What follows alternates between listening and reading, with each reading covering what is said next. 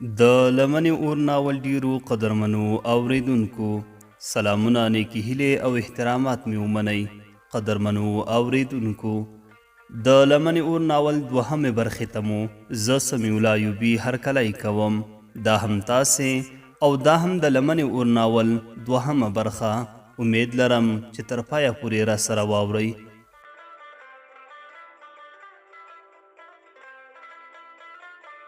د دې خبرې په اورېدو سره د جانولي له خولې د خوشحالۍ یوه بېواکه چیغه ووته. درملتون والا یې په غېږ کې ونیوه، د خوښۍ په خبرو یې پیل وکړ. درملتون والا ته یې وویل، ژوندی اوسې ډاکټر صاحب، ما سره به ډېره لویه مرسته وکړې. دا مرسته به دې هېڅکله هم هیره نه کړم، ځکه چې له دې مرستې سره د زموږ ژوند ژغورل کیږي، ثواب به وګټې. درملتون والا درمل ورکړل او ده هم په جیب کې واچول. د 100 قیمت پر ځای د 500 لوټ درملتون والا ته د میز په سر کېښود. نور یې د کور په لور له خوښیو په ټوپونو مزل پیل کړ. په لاره کې به یې څو ځلې په خپل جیب لاس راکش کړ، تر څو ډاډه شي چې دا قیمتي توکي چې د ده خوبونه ورسره تړلي ترې ورک نه وي. کلي ته ورسېده او درمل یې په کور کې په یوه ځانګړي ځای کې کېښودل. د درملو په وسیله د دام ایښودلو پلان یې په بېلابېلو لارو ذهن مشغول کړی و. کله به یې ویل مریم پرې مسموموم او بیا یې تختوم، کله به یې ویل له بېهوشۍ وروسته داسې څه پرې کوم تر څو کورنۍ یې اړه شي او مریم ما ته راکړي. کله به یې فکر دا ومنله چې پلار یې لومړی نشه او بیا تختوم او ښې ډېرې پیسې پرې اخلم او بیا هغه پیسې د مریم په لاسته راوړلو لګوم. خو کله کله به ورته دا خپل پلان خیالي نړۍ او خوب ښکاره شو. یوازې د وخت ضایع به یې وبلله، ځکه چې دا کار ورته اسانه نه و. مرستندویان یې نه درلودل او نه یې د مریم سره کومه د خواخوږۍ اړیکه درلوده چې په پلان کې یې مرستندویه شي. د هغې د خیالونو په نړۍ کې یې ویښته ځای هم نه درلوده، خو د دې سره سره یې اراده غښتلې ساتله. د کوششونو لړۍ یې نه پرې کوله. څو ځلې یې هڅې وکړې چې د ځان دپاره د خپلو شومو موخو ځاله جوړه کړي، د خپلو ناوړو هیلو کورګی پکې آباد کړي. خو د بد نیت بادي طوفانونو یې د هیلو ځاله رغون ته نه پرېښوده. هر څه به یې ورګډ وډ کړل. بالاخره یوه داسې هلاکونکي پلان ته یې ورپام شو چې له کبله یې د څو کسانو ژوند له یوه بې سرنوشته حالت سره مخ کیدونکی و. هر یوه ته یې بیه د ژوند په ارزښت پرېوته. جانولي یوازې بریا غوښته، د خپل عمل په پایلو یې هېڅکله هم سوچ نه کاوه او نه یې په خپله پاچاهۍ کې سرخوږۍ ته ځای ورکاوه، ځکه یوازې هغه سیمه یې لیدله چې پرې ناست به و. د هغه دپاره به یې که لس تر پښو لاندې کېدل ده ته یې کوم توفیر نه کاوه. د جانولي د پلان مناسب وخت را ورسېده. د ځان سره یې وویل، له یوې نه دوی ښې دي. نو مور ته یې وویل، مورې، زه د جمال لور د خپل ژوند ملګرې جوړوم.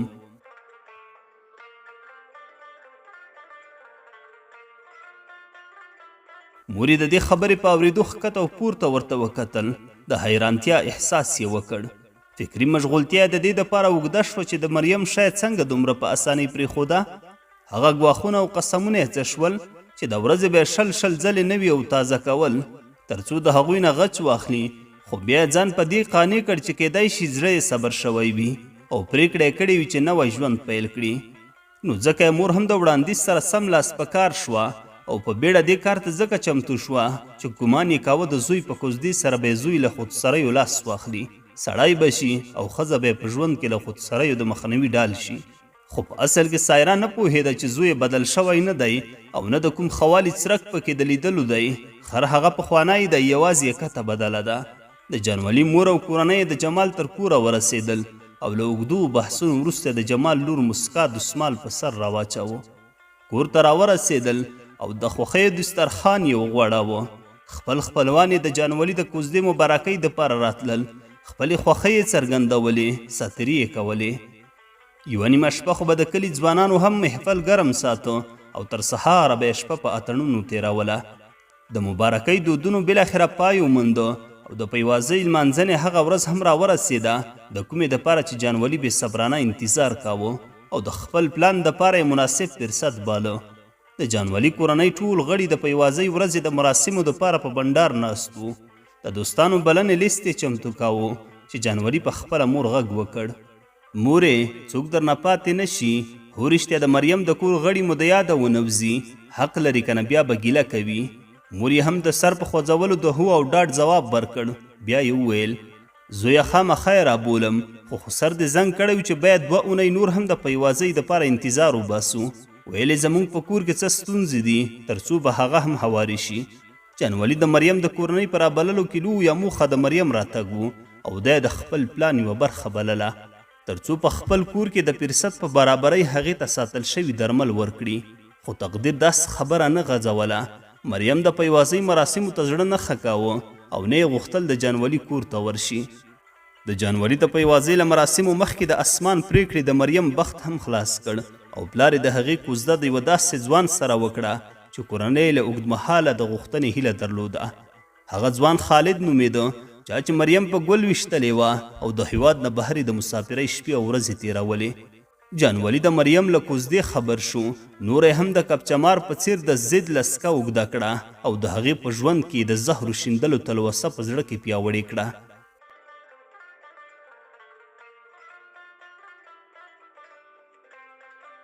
د خپلې پیوازۍ ورځې ته یې هر لحظه څارله او د اوښ کینې ته یې په خپله سینه کې ځای ورکاوه.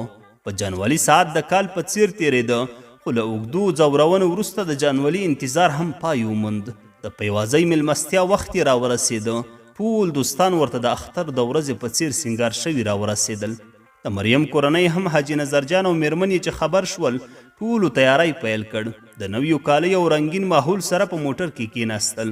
حاجي نظرجان له حرکت مخکې شاته وکتل. د مریم ځای یې په موټر کې خالی ولیده. د موټر شیشه یې ښکته کړه. غږ یې وکړ مریم چیرې راشه کېنه د ترورزي کوزده کې ګډون نه کوې. هغې له لرې ځواب ورکړ پلاره زه نه ځم. زما واده نه خوښیږي. د واده ګڼه ګوڼه مې نارامه کوي. زه نه ځم تاسې لاړ شئ. خو د پلار له ټینګار سره سره مریم په خپله خبره د کاڼي په څیر کلکه ولاړه وه او د نه تللو اصرار یې کاوه. میرمن یې زړه تنګې شوه. په خپل خاوند یې غږ وکړ پیغله د دومره زده دي پرېږدی راځه چې ځو. له مریم پرته نور ټول د جانولي د پوښتنې سره سم د هغه کور ته ورسېدل. یوازې د یو چا کمی و هغه هم د مریم. د جمعې ورځ وه. مریم د خپل عادت له مخې د خپلې کورنۍ له تلو نه وروسته ځان ته خپلې جامې وتو کړې تر څو له حمامه وروسته یې واغوندي. غوښتل یې په یوازیتوب کې د خپلو خیالونو نړۍ آباده کړي. له خالد سره د مینې په نړۍ کې یو ځای له رنګونو خوند واخلي او چیرته له تلو پرته فکري مشغولتیا کې وخت تیر کړي. خو جانولي خپل کور ته د راتګ لارې څارلې.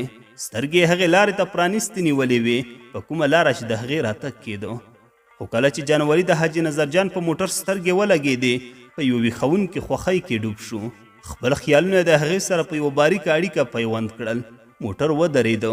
ټول ترې راښکته شول. جانولي له هر یو وروسته د دې تمه درلوده چې ورپسې کس به مریم وي. وروستی کس هم راښکته شو خو مریم معلومه نه شوه. په دې کار سره د جانولي د چورتونو او انتظار لړۍ په بل مخ واوښته.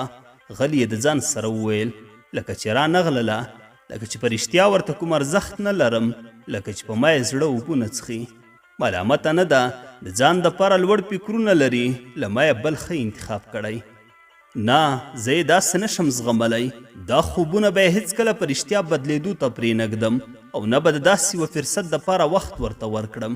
په ورو ورو غوسې اخیسته، په بدن یې د قهر لړزه خپرېده. یو بلې ناولې مفکورې یې ذهن کې ځای پیدا کړ. د ځان سره وویل که توره دې لنډه وي نو یو ګام پسې اوچت کړه. که هغه نه راځي او یا نشي راتلی، زه خو ورتلی شم. هغه به هسې هم هلته یوازې وي، هر څه پرې کولی شم. دې کړنې جانولي ته خوښي ور وبخله. پخوانۍ غوسه یې پرې سړه شوه، ځکه چې دا کار یې د خپلې ناولې هیلې دپاره تر ټولو غوره زمینه وبلله.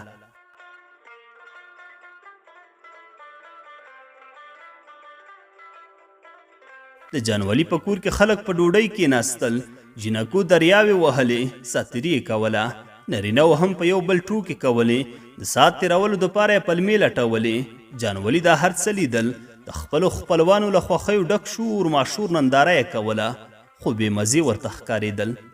خوند یې نه ورکاوه او نه یې زړه دلچسپي ورسره څرګندوله. ځای پرې تنګ شو. دا مهال د اسمان برېښنا په څېر له سترګو پناه و تری تم شو. مېلمانه یې په مشغولتیا کې پرېښودل. څو لحظې نه وې تېرې شوې چې ځان یې د مریم تر دروازې ورساوه. دروازه یې ټک ټک کړه، خو چوپه چوپتیا وه. چې یې ټک ټک ته غبرګون نه ښوده. داسې برېښېده چې په کور کې هېڅ څوک نه وي. د دروازې په خوا کې کېناست. ویې ویل لکه چې پلان دې برباد شو، خواري د له خاورو سره خاورې شوه او هوسونه دې په اوبو لاهو شول. بیا د ځان سره وبوږنېده لکه چې مریم په کور کې نشته. څو دقیقې په دې سوچونو کې ډوب و. مایوسه له ځمکې راپورته شو، د خپل کور په لور رهي شو او ناهیلې څو قدمونه واخیستل. تن یې د کور په لور روان و، خو روح یې همدلته پاتې کېده. اړ شو چې شاته وګوري. د مریم په دروازه یو ځل بیا سترګې ولګېدې. زړه یې صبر نه شو. بېرته راوګرځېده او د دروازې په لور یې ګړندي قدمونه واخیستل. په زوره زوره یې دروازه ووهله. دا ځل یې تقدیر د تیر په څیر نه و. له جانولي سره بختیاري پیل کړه. دروازه خلاصه شوه. تر شا د چنار ونې په څیر یوه هستي ولاړه وه. هغه بل څوک نه وه، مریم وه. له خلاصې شوې دروازې نه یې نیم ځان را بهر کړ. مخ ته یې پلو نیولی و. په جانولي یې سترګې ولګېدې. حق حیرانه شوه. پلو هم ترې ولوېده. پرته له ځنډه یې ترې وپوښتل، ځواني مرګه دلته څه کوې؟ څه خبره شوې ده؟ خیرت خو به وي. په دې مهمه ورځ دې ولې له کوره ځان را ګوښه کړی؟ هغه ځواب ورکړ، ولې زه دلته نشم راتلی؟ ولې دا زما د ترور کور نه دی؟ ولې دلته زه د وینې شراکت نه لرم؟ مریم ځواب ورکړ، ولې نه راتلی شي؟ دا ستاسې خپل کور دی، خو نن د تا دپاره یوه لویه ورځ ده. ته باید په خپل کور کې وای. جانولي خبره ورپرې کړه. ورته ویې ویل، بس هلته د خسرګنۍ میلمنو ملګرو تنګولم. ټوکې او مسخرې را باندې کولې. ترې راوتښتېدم. ومې ویل د دوی له شره به هم ځان خلاص کړم او ستا پوښتنه به هم وکړم چې ولې دې په موږ پښه ونیوله؟ ولې دې زما په کوزده کې ګډون ونه کړ؟ زما دومره لویه ورځ وه، خو تا پکې شتون نه درلوده. ولې؟ مریم یې په خبره وخندل. ورته ویې ویل، ښه نو ګیلې ته راغلی یې. د کوره خو ټول خلک نه ځي. دومره خو باید په کور کې پاتې شي چې کور له غلو وساتي. جانولي ورته وویل، مغروره شوې یې. د غریبو خلکو کور ته تګ درته له حیثیت نه ښکته ښکاري. خو خیر هزاره هم خدای لري. څنګه چې ستا خوښه وي زموږ در سره خوښه ده. بیا مریم ته مخ ورواړه. ورته ویې ویل، زه خو بیرته تللم. ډېر ځله مې دروازه وټکوله، د چا درک نه لګېده. کڼوې او کځان دې قصدن کوڼ کړی و. مریم ورته وویل، ټک ټک مې اورېده، خو حمام مې کاوه. د جانولي خیالونه هم حمام ته ورسره لاړل. چپ د کالبوت په څیر ولاړ و. خو مریم یې دې چوپتیا شکمنه کړه. ترې ویې پوښتل، جانولي ولې چوپ شوې؟ څه خبره ده؟ څه شوي؟ ایا له مخ څه نه پټوې؟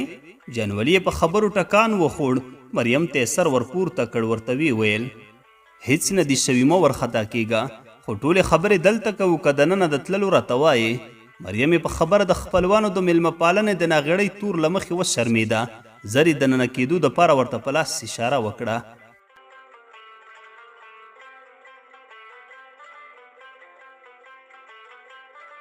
د حویلۍ په انګړ کې دواړه جوړه د کور کوټې ته روان شول. خو د مریم فکر د هغه راتګ مشغول کړی و. لیواله وه چې د هغه په ناڅاپي راتلو ځان پوی کړي. خپل سکوت یې ونه شو زغملی. ناڅاپه یې جانولي د لاسه ونیوه. راویې دراوه. سره سترګې په سترګو شول. د مریم سترګې اوښکو لمدې کړې وې. جانولي ته یې وویل، څه خبره شوې؟ پلمې مه راته کوه، اصلي خبره وکړه. په پلار مې څه شوي او که د کورنۍ نور غړو ته مې کومه ستونزه پیدا شوې؟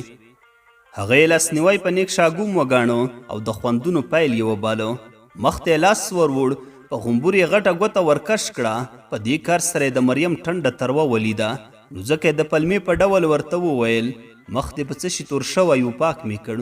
بیا یې په اوږه لاس ورکېښود. ورته ویې ویل، اندېښنه مه کوه، ستا په سر قسم خورم هغوی ټول روغ او جوړ دي. مریم ډاډه شوه. نور د کوټې طرف ته غبرګ روان شول. په زینو کې جانولي څو ځله د مریم سره اوږې ټکر کړې. هر ټکر د مریم وړاندې سستولې. جذبات یې راویښېدل او په دې شکمنه کېده چې جانولي اراده ښه نه ده. خو په بدل د دې چې په وړاندې غبرګون وښیي، ځان یې پرې ناګاه راچاوه. یو وخت داسې هم راورسېده چې د ځان سره یې وویل، راځه له دې یوازیتوبه خوند واخله. هغه هم دغه غواړي. دغه هوډ یې هغه مهال ونیوه چې کوټې ته له نوتلو مخکې جانولي یو ځل بیا له غومبرو کش کړه او دې په وړاندې د رضایت چوپتیا غوره کړه. خو لږ وروسته د خالد بې کچې مینه خپل عزت د کورنۍ نوم په خوځښت راوسته. د لیونتوبه یې په هوش کړه او له خدایه ویرې یې په ذهن کې ځای وموند. ځان ته یې پام شو. خیالونه یې ټکان وخوړ لکه انسان چې له خوبه راپورته شي. خپل لیونتوب یې درک کړ او احساسات یې کنټرول کړل. د ځان سره یې وویل، زه په غلطه یم. شیطاني فکر را سره ملتیا وکړه. ما څنګه داسې فکر وکړ؟ زه په دې کړنې سره ځان نشم بخلی. زه هوسونو بلې نړۍ ته یوړم. عقل یې رانه واخیست، خدای دې بخښنه راته وکړي. نوره بیرته خپل عادي حالت ته لاړه. دواړه کوټې ته ننوتل. مریم جانولي ته وویل څه چې زموږ په منځ کې وشول ښه ونه شول. نورې دا خبرې هیروو. زه به داسې فکر وکړم چې تا زما په وړاندې هیڅ هم نه دي کړي، او نه ته نور داسې فکر وکړې چې ستا د کړنو سره زه رضایت لرم، ځکه دواړه کوزده شوي یو. له موږ سره داسې کړنې مناسبې نه دي. د دې خبرې په اورېدو د جانولي له شرمه رنګ والوت، ځکه چې دا خبرې د ځان دپاره په غیر مستقیم ډول د مریم کرکه او پیغور وبالو. په ښکته سترګو یې ځواب ورکړ سمه ده د ترور لورې. نور ورته په خیالونو کې په خبرو راغی. مریم ستا رضایت ماته مهم نه دی، ماته مهمې خپلې غوښتنې دي. ډېر زر به دې په داسې سرنوشت اخته کړم چې ستا رضایت به زما د لاس ریموټ شي او په خپله خوښه به دې کاروم.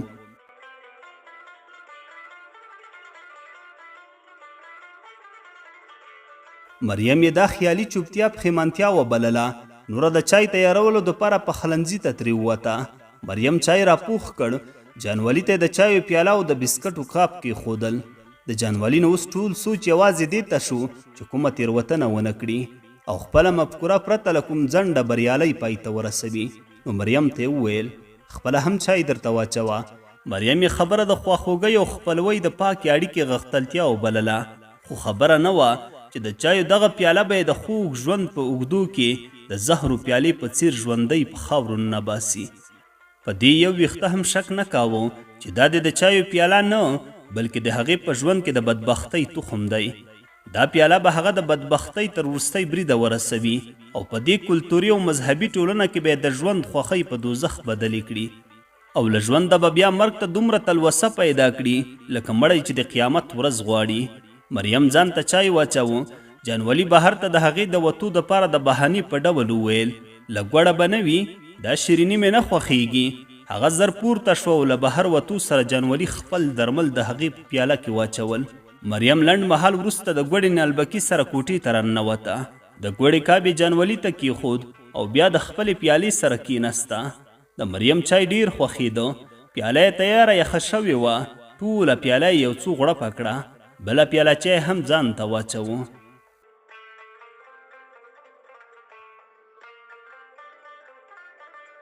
د لمنې اور ناول ډیرو قدرمنو اوریدونکو، دا وه د ناول دوهمه برخه. تر بلې برخې پورې مو په لوی څښتن تعالی سپارم. ښاد و آباد اوسئ.